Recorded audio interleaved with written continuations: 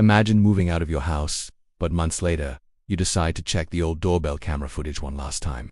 That's exactly what one family did, and what they found is absolutely chilling. Late one night, at exactly 2:17 a.m., the motion sensor was triggered. The camera showed their old, empty front porch. Suddenly a man walks into the frame and waves directly at the camera. Here's the terrifying part. The man was an exact copy of the homeowner. Same face, same clothes, even the same way of walking. The police were called and they confirmed the house had been completely vacant for months. The clip cuts off the second the man reaches for the doorknob. Even stranger, the account that originally posted this footage was deleted just an hour later. What do you think was happening here? Let me know in the comments. Thanks for watching.